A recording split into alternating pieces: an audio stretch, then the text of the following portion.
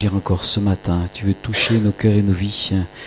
Nous sommes là dans ta présence et nous avons de la joie d'être dans ta présence, dans cette communion vivante et vraie avec toi. Seigneur, dans cette onction qui est là, qui nous rafraîchit, Seigneur. Merci Seigneur parce que tu n'es pas un Dieu de la lettre, mais tu es un Dieu de la vie, de l'amour, de la grâce. Un Dieu que l'on peut sentir, expérimenter, que l'on peut vivre dans nos cœurs, dans nos vies. Merci pour ta présence ce matin. Merci parce que tu veux encore faire du bien. Merci parce que tu veux toucher des corps et des cœurs. Merci parce que tu veux agir pour la gloire de ton nom. Amen. Je sentais ce matin que le Seigneur est en train de toucher une sœur qui a un fibrome, mais Dieu est en train de vraiment la toucher. Je crois que Dieu va agir, va accomplir quelque chose dans sa vie. Vendredi soir, donc c'est pas très vieux, et la personne dit je veux encore garder ce temps pour que cette guérison s'installe, mais Dieu a agi dans le cœur et dans le corps d'une personne. Le Seigneur agit. Amen. Et je lui laisse cette liberté, ce temps, quand elle aura décidé de venir témoigner. Mais c'est vraiment passé quelque chose de fort dans sa vie. Je voulais lire avec vous ce passage qui se trouve dans l'évangile de Luc. L'évangile de Luc, chapitre 6, versets 6 à 11. Il arriva un autre jour que Jésus entra dans la synagogue et qu'il enseignait. Il s'y trouvait un homme dont la main droite était sèche. Les scribes et les pharisiens observaient Jésus pour voir s'il ferait une guérison le jour du sabbat. C'était afin d'avoir sujet de l'accuser. Mais il connaissait leurs pensées. Il dit à l'homme qui avait la main sèche, « Lève-toi et tiens-toi là au milieu. » Il se leva et se tint debout. Et Jésus leur dit, « Je vous demande s'il est permis, le jour du sabbat, de faire du bien ou de faire du mal, de sauver une personne ou de la tuer. » Alors, promenant ses regards sur tous, il dit à l'homme, « Étends ta main. » Il le fit et sa main fut guérie. Ils furent remplis de fureur et ils se consultèrent sur ce qu'ils feraient à Jésus.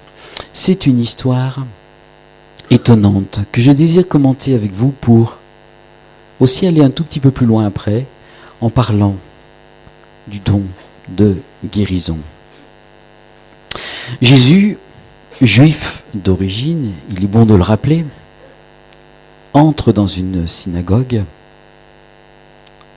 Si on fait la corrélation, Jésus, avec la France, entre dans une église catholique. Si l'islam, et je vais être un peu provocateur, continue sa percée en France, on pourra dire que Jésus entre dans une mosquée. Cela vous choque ce que je vous dis? Mais quand on voit la percée actuelle de l'islam, donc si Jésus entre dans une mosquée, cela d'ailleurs ne lui gênerait pas d'entrer et d'agir et d'accomplir son œuvre si c'est nécessaire. Portes ouvertes, témoigne et donne ce témoignage de deux hommes à des périodes différentes qui, au moment, ils faisaient leur prière à la Mecque et récitaient leur prière en tournant autour de cette grande pierre, Jésus, le Fils de Dieu, leur est apparu. Jésus n'a pas été invité, mais il est venu. Amen. Et ces deux hommes sont devenus chrétiens et ont quitté, bien sûr, l'islam. Or, Jésus enseignait dans cette synagogue, car il est invité de le faire. Le jour du sabbat est un jour de culte pour les Juifs. On lit des prières, on psalmodie et un prêtre, c'est-à-dire un rabbin, commente un texte. Les scribes qui étaient là, c'était des légistes ou des théologiens. Il y avait aussi des pharisiens qui étaient des hommes religieux dont certains interprètes sont présents et l'écoutent. Mais ils ne font que l'écouter et ils sont aux aguets pour voir si Jésus allait faire un miracle le jour du sabbat.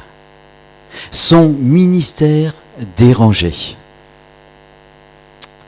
Pour nous, cela ne nous choque pas, mais pour un juif religieux, accomplir un travail est un outrage, parce qu'il devait respecter le Shabbat, c'est-à-dire ne pas travailler. Or, accomplir un miracle, est-ce travailler ? Quand l'esprit religieux domine une communauté, alors les hommes scrutent pour voir et pour écouter, pour savoir si tout est conforme. On scrute, on décortique. On analyse, on juge tout à la lettre selon des critères humains et non des critères spirituels. On critique, on condamne. Chaque point du message est analysé. À cause de cette attitude, eh bien, plus rien ne se passe dans la communauté. Et combien c'est le cas de communautés chrétiennes, évangéliques. La vie de l'esprit est sclérosée. Il se trouvait présent un homme dont la main était sèche, c'est-à-dire une main qui était paralysée. Est-ce les suites d'une section d'un nerf, d'un tendon? Les suites d'une lèpre, parce que la lèpre atteint les nerfs, les tendons, et entraîne une paralysie, et parfois la perte du membre. Est-ce la suite d'une attaque cérébrale, d'un traumatisme? Jésus avait vu cet homme qui, quand il est rentré dans cette synagogue, se tenait sur le côté. Il a vu cet homme. Il y avait certainement peut-être d'autres personnes malades, mais Jésus ne guérira que cet homme-là ce jour-là. Quand l'esprit religieux domine une communauté, c'est un esprit de contrôle qui est manifesté. Et c'était exactement la situation qui se passait à ce moment-là. C'est la main de cette, je dirais, de cette communauté, de cette église qui est paralysée, c'est-à-dire son action, son initiative, son dynamisme, son travail. On détermine comment les choses doivent être faites, comment les choses doivent être dites.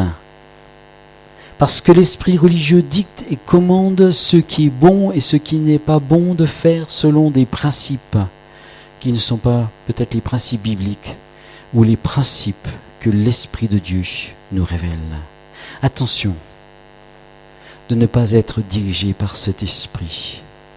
Je l'ai vu manifester tellement de façons différentes, même dans nos églises, dans nos courants charismatiques, où il y avait une onction qui était bloquée, qui était stérilisée, et l'Esprit de Dieu ne pouvait pas se mouvoir et agir. Jésus va provoquer ces adorateurs de la règle et du bien fondé religieux. Il demande à cet homme de se lever et de se mettre au milieu d'eux.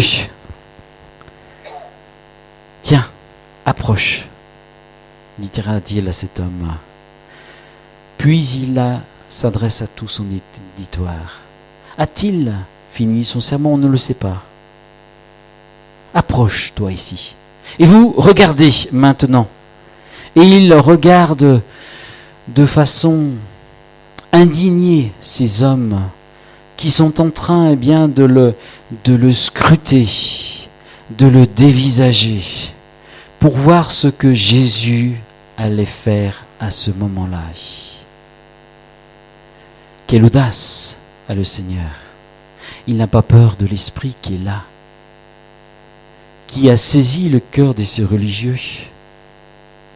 Et il va accomplir ce miracle dans un endroit qui est tellement lourd et pesant, parce que cette ambiance peut se ressentir à ce moment-là. Est-ce parce que c'est le jour du sabbat que l'on ne peut pas, je dirais, faire du bien ou faire du mal, sauver ou même tuer, et le mot est fort que Jésus emploie, sauver ou tuer. Vous savez que dans la loi de l'Ancien Testament, et heureusement que Dieu avait mis cela parce que l'esprit religieux, il est tellement cruel parfois. Et je dirais que même des fois l'esprit religieux, qui peut être des fois un esprit fanatique, peut être un esprit meurtrier. Et heureusement que dans la loi de l'Ancien Testament, il y avait cette règle où il est dit quand tu verras l'âne, le bœuf de ton frère, de ton ami, qui est tombé dans la fosse, alors tu iras le rechercher si tu l'as vu. Tu agiras, tu feras quelque chose. Et je crois que c'en est pareil aussi pour une personne peut-être qui se trouve, qui est tombée dans un fossé. A-t-on le droit de tuer ou de sauver? Est-ce que c'est certains jours quand l'on peut faire certaines choses, et puis le jour du sabbat, le jour du dimanche, ou le jour du sabbat, c'est-à-dire le samedi chez les Juifs, eh bien on ne fait rien. Jésus a un regard indigné sur ces hommes qui sont là. L'esprit religieux ne supporte pas l'action de l'esprit. C'est un esprit qui ne supporte pas la vérité. Et Jésus n'a pas peur. Et il va prononcer cette parole. Étends ta main. Et sa main va être guérie. S'il semble être provocateur, cela n'est pas la volonté de créer du trouble, mais par cette conduite de l'esprit dans l'écoute de la voix de Dieu, il accomplit cette volonté. Or, Jésus ne cherchait pas à les destituer de leur fonction, de leur rôle dans la société, mais il voulait les conduire plus loin. Et je fais une relation avec l'histoire. Quand Luther a commencé à écrire ses thèses, ses 95 thèses, son but c'était pas de créer un schisme dans le sein de l'Église catholique, mais il était là en train de dénoncer un esprit religieux qui sévissait, qui agissait plutôt dans l'Église catholique, où on payait des messes pour avoir son salut. Et lui qui était un pieux catholique, à un moment donné, ses yeux se sont ouverts et il a compris l'hypocrisie. Et il a commencé à écrire ces 95 thèses qu'il a publiées. Et à cause de cela, l'esprit religieux n'a pas pu le supporter. Ils l'ont chassé. Ils l'ont persécuté. Et béni soit Dieu, c'est le mouvement de la réforme qui a commencé.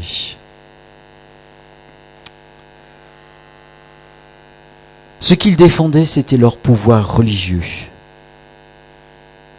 Ce qu'ils défendaient, c'était leur titre, leur place dans la société, et leur enseignement était remis en cause.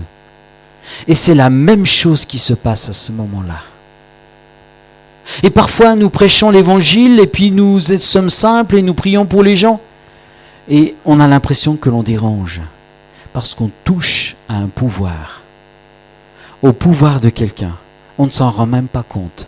On dérange, on gêne. Le mouvement de la réforme qui a suivi en France a été un mouvement qui a versé beaucoup de sang. Il a été réprimé dans le sang. Il y a eu des larmes, de la souffrance.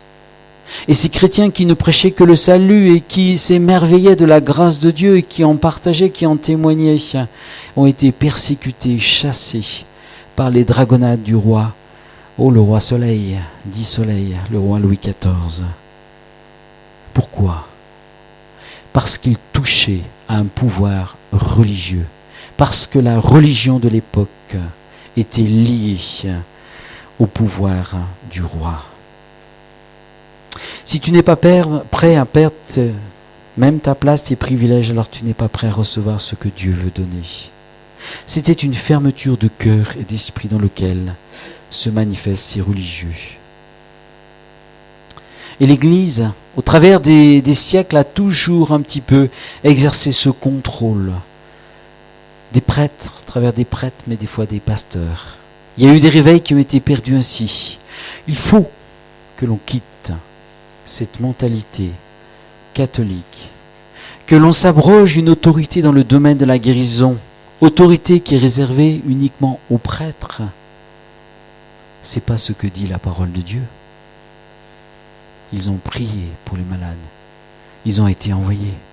Est-ce que ce rôle de la guérison est seulement réservé à ceux qui se consacrent à cela? C'est le rôle de chaque disciple de Jésus-Christ. Et la force de l'avenir est de préparer l'Église afin que chaque disciple accomplisse ces miracles. Hier, vous êtes allé dans la rue, vous avez prié pour des gens. Amen.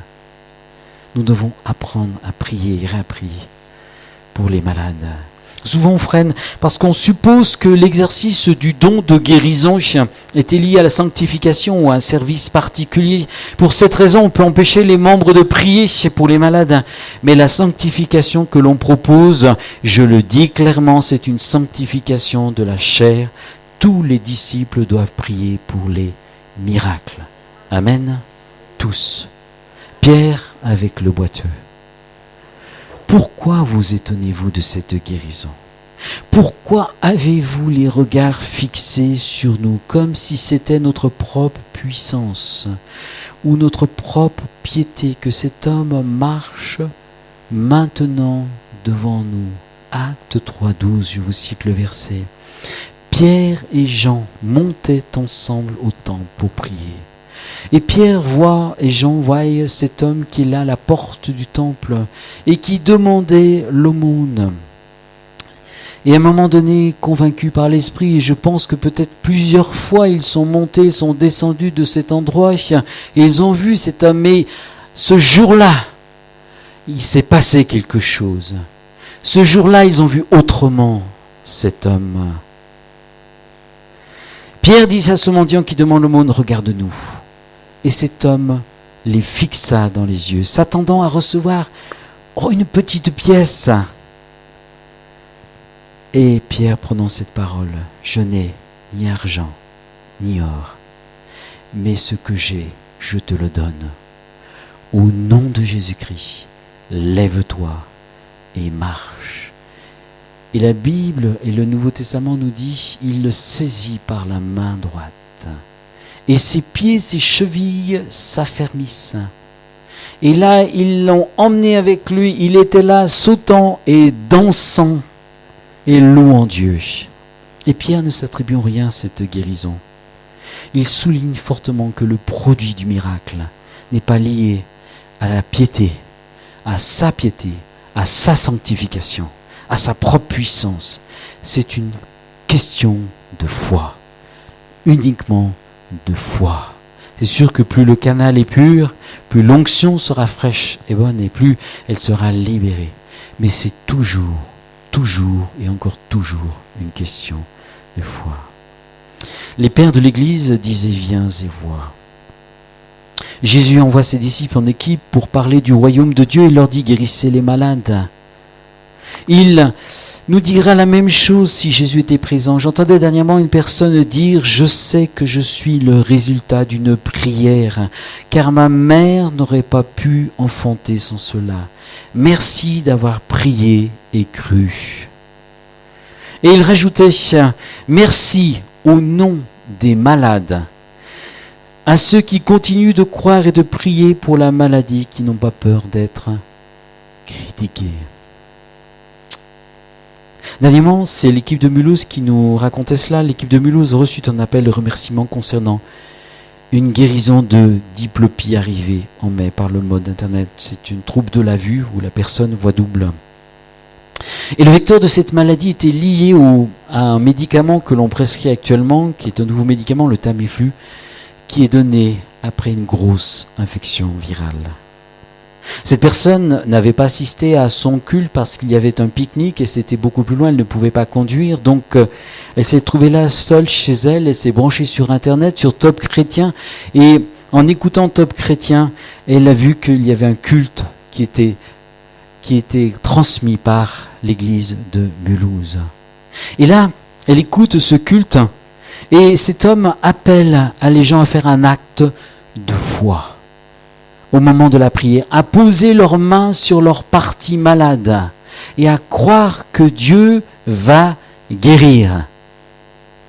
Alors cette femme trouvait que cette façon de faire était plutôt farfelue. Elle qui avait une foi bien rangée, bien formaliste, une foi protestante, où elle avait été éduquée dans sa foi protestante, sa foi chrétienne, se dire mais c'est un peu farfelu. Et puis elle s'est dit je vais le faire. Et elle s'accomplit là, poser ses mains sur ses yeux. Et au même instant, tout trouble dans ses yeux a disparu. Et elle a appelé l'église de Mulhouse.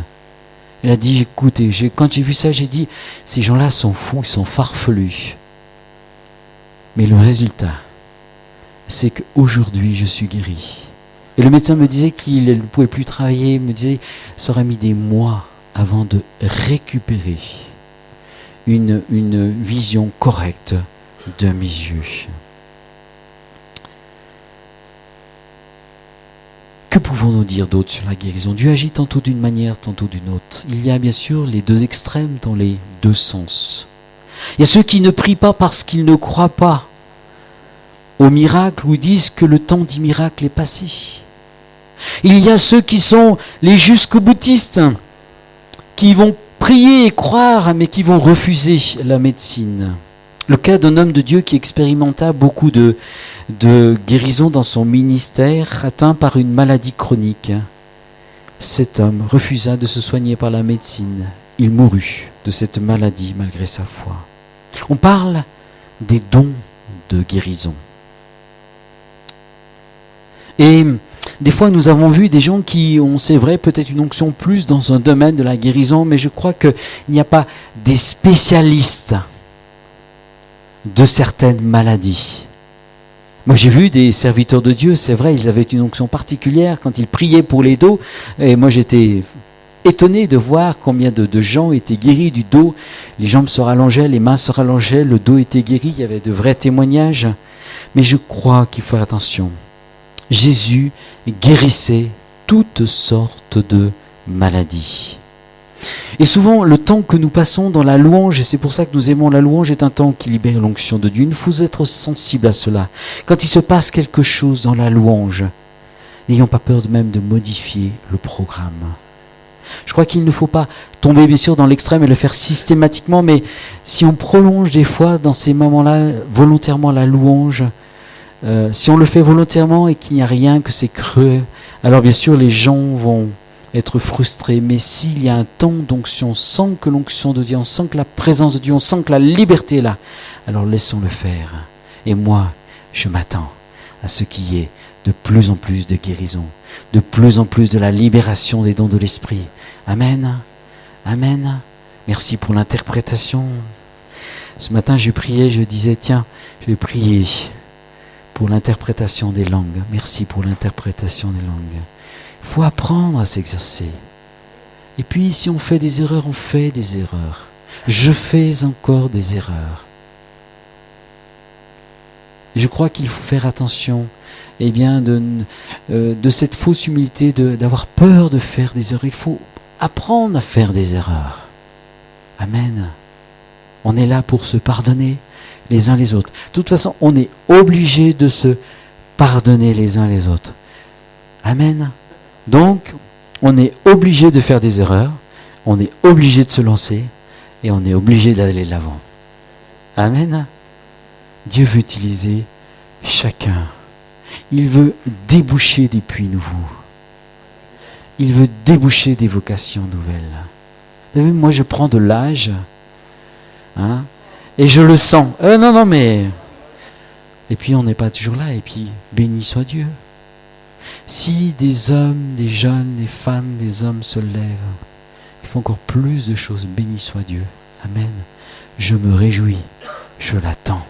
Je l'attends avec impatience. L'apôtre Paul ne faisait pas partie de cette équipe. À quel ministère?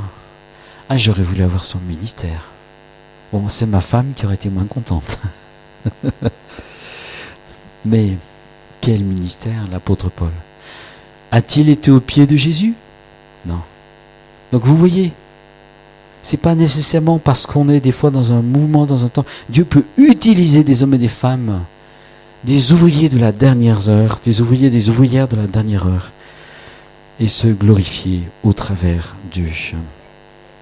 Dans le texte de l'Évangile, il est dit que les disciples oignaient d'huile beaucoup de malades, ils étaient guéris. C'était dans un contexte d'évangélisation où les disciples ont été conduits. Dans Jacques 5, cela est différent parce qu'il fait un appel à ce moment-là, je dirais, un examen avant l'onction d'huile, et ce sont les anciens qui sont appelés au chevet du malade. Mais il y a ce texte qui est écrit dans les évangiles. Ils oignaient beaucoup d'huile, beaucoup de malades, et les malades étaient guéris. Il y a le contexte de Jacques 5 pour les anciens, dans lequel il y a un examen, mais il y a aussi, nous sommes aussi appelés à oindre, à bénir, à prier pour les malades. Amen. Nous voyons que par moments, Jésus guérit tous les malades. Et à d'autres moments, il ne guérit qu'une seule personne, comme l'aveugle-né qui est cité dans l'évangile de Jean, chapitre 9. Ou de cet homme qui était paralytique depuis 38 ans et qui attendait que quelqu'un le porte pour le plonger dans ces eaux de Siloé, Jean chapitre 5. Et lui, comme il était paralytique, il ne pouvait pas bouger. Tous les jours, on l'amenait devant cette piscine de Siloé. Il attendait pendant 38 ans. Jésus vient, et il n'est venu que pour cet homme. Lève-toi et marche. Et cet homme paralytique a été guéri à ce moment-là. C'est une erreur biblique de croire que tous les malades seront guéris par moment. Par moment, il y aura une grande action de l'esprit, il y aura beaucoup de gens qui vont être guéris, mais il faut se rappeler de la souveraineté de Dieu. Bien sûr, quand on parle de cela, certains croient qu'on est incrédule, mais par moment, l'onction est là et les malades sont guéris. Une autre erreur qui est commise, c'est de croire que la foi s'oppose à la médecine. Reinhard, le grand évangéliste africain, s'est fait soigner dernièrement d'un cancer. Et il voit des campagnes en Afrique d'hommes et de femmes qui se tournent vers Dieu. Au Sénégal, il a fait une campagne, il a eu plus de 1 million de décisions durant sa campagne, d'hommes qui se sont tournés avec des miracles, des guérisons, des gens qui se lèvent, des sourds qui sont, des centaines de sourds qui entendent et d'aveugles qui voient. Lui, Reinhard Bonnke. Pourquoi ? S'il voulait continuer son ministère, il a peut-être intérêt à se faire soigner. Pourquoi ? Ça nous pose des questions. Pourquoi lui-même n'est pas guéri sur ce problème-là ? Samuel Peter Schmidt citait dernièrement le cas de son fils. Et pourtant, il prie pour ses enfants quand ils sont malades. Ils ont très peu vu le docteur. Il n'y a pas de boîte d'aspirine à la maison. Et son enfant a développé une tumeur au niveau du cervelet. Ce garçon commençait des études de médecine. Cette tumeur avait pris beaucoup de place. Il était courbé et pouvait marcher très très difficilement. La consultation, bien sûr, d'un chirurgien a été programmée. Et une nuit, une sœur a eu en vision son fils. Elle voyait que cette tumeur, se tirait et s'écoulait par le nez. Et qu'il y avait beaucoup de sang qui sortait. Alors Samuel ne comprit pas très bien sur le coup et s'étonna de cette image, cette vision. Et puis, accompagnant son fils à la consultation, le chirurgien lui décrit textuellement les gestes de l'opération qui correspondaient au songe que cette tumeur, il allait la tirer et la faire sortir par le nez. Ce qui confirma que c'était le bon chemin à suivre. Samuel, l'équipe de Mulhouse dont on sait qu'ils voient beaucoup de miracles et de guérisons. L'opération a été faite. Et son fils Samuel, le fils de Samuel, va beaucoup mieux. Il a repris le sport et continue ses études. Tu ne peux guérir que lorsque l'Esprit de Dieu te donne de le faire. Tu ne peux prophétiser que lorsque l'Esprit de Dieu te donne de le faire. Darby parle de processus de guérison. C'est le mot théropsoa. C'est le processus de guérison qui se fait avec la guérison. C'est un des premiers aspects. On prie pour le malade, il y a un processus qui se met en place. On continue à prier pour lui et Dieu est en train d'agir dans le corps, dans le cœur, dans la foi de la personne. Et puis il y a aussi le miracle qui peut être instantané. Ça m'est arrivé, ça vous est arrivé certainement. On prie, il y a la foi qui est là, et on ne sait pas pourquoi. Il se passe quelque chose, et la personne est guérie. Je me souviens d'une fois, nous avions un frère qui était avec sa femme s'approchait du Seigneur. Lui, il se disait musulman, mais il n'était pas vraiment musulman. Et puis, c'est un homme très très dur. Il a eu un accident de voiture et il a dû être opéré de sa jambe. Il avait développé ce qu'on appelle une embolie graisseuse. C'est-à-dire que la moelle remontait dans ses poumons. Et nous avions, l'après-midi, faisait l'évangélisation, on est allé avec un frère qui est d'ailleurs pharmacien, certains connaissent, Serge Krivobok, on est allé prier pour lui à l'hôpital. On a prié pour lui, puis on a fait confiance. Et puis le soir, nous avions une réunion de prière.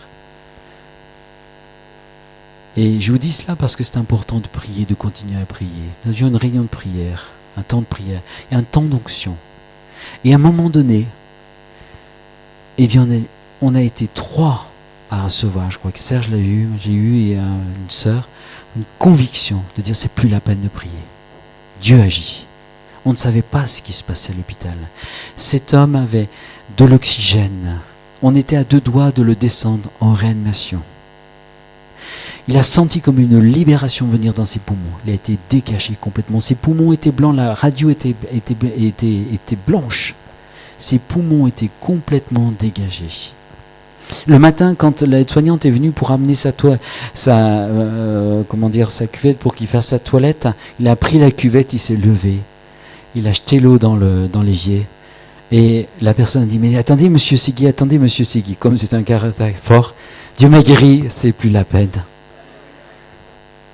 Le chirurgien de l'époque et le directeur de l'hôpital, le matin, regardait la radio, il n'en revenait pas. La radio qui avait été refaite, elle était complètement normale. Et l'autre, c'était une radio blanche. Dieu était intervenu. Il avait répondu. Ce sont les enfants qui parlent. C'est quoi l'appel encore du ventre. Dieu était intervenu. Amen. Dieu était intervenu. Il accomplit des miracles. Amen. Est-ce que nous croyons que notre Dieu est un Dieu de miracles et de guérison? Parfois, nous pouvons passer par la chirurgie, et puis d'autres fois, nous allons être guéris.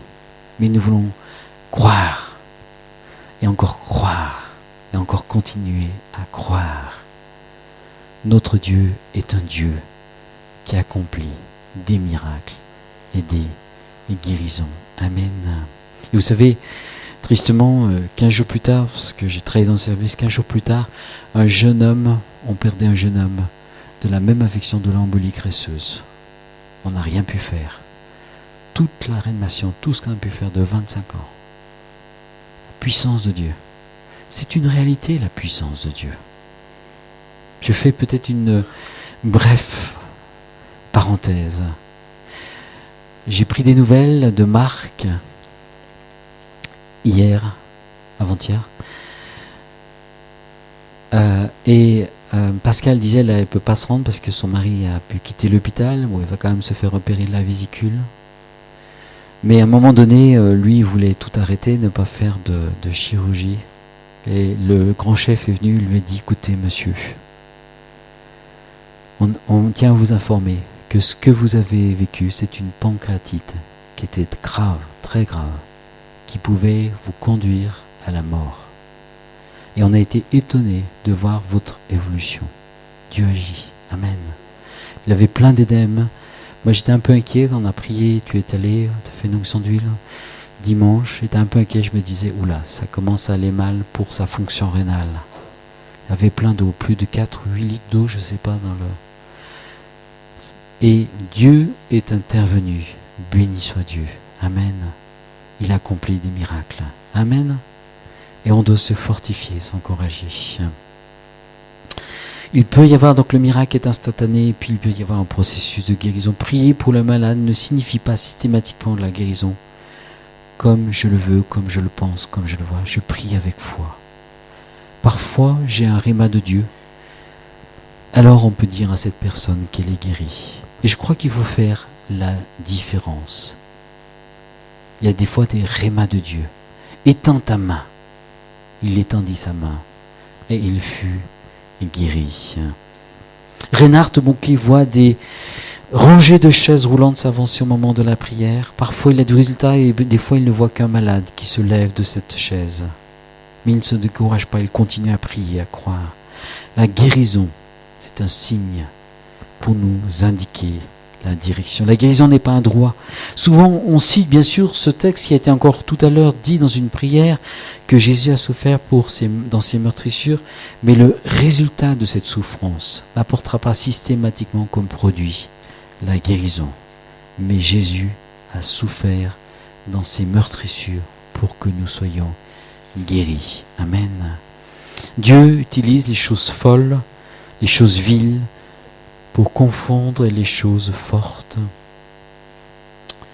Et Dieu nous utilise dans ce domaine. Parfois, vous savez, des chirurgiens ou des gens qui sont dans la médecine sont étonnés de voir les réponses à la prière, les miracles qui se font, les guérisons. Ils sont étonnés. Les choses folles, les choses viles, de ceux qui croient et qui osent croire. Parfois, les échecs, même nous-mêmes, nous arrêter, on a peur, alors on va devenir politiquement correct. Mais tous ceux qui veulent vivre pieusement en Jésus-Christ seront persécutés. Où en suis-je dans cette pratique? Parfois on s'est arrêté parce qu'on n'a pas de résultat. Il suffit juste d'obéir. Cette jeune femme que j'ai citée, protestante, a obéi. Elle s'est dit, bien, si c'est possible, alors je crois. Elle a obéi à cette parole. Elle a posé ses mains sur les yeux et elle a été guérie. Parfois, des gens s'approcheront 50 fois sans recevoir, mais il ne faut pas refuser cette aide de prier, de continuer à prier pour les malades. Et c'est souvent d'ailleurs dans l'évangélisation, et je vous encourage, tous ceux qui se lancent de plus en plus dans l'évangélisation, de prier pour la guérison des malades. Il étendit sa main et fut guéri.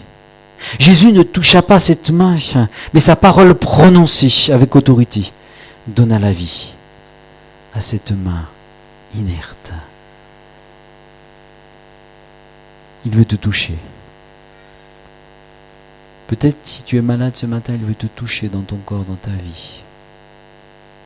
Ou peut-être il veut renouveler en toi ce courage, cette audace, cette foi pour prier.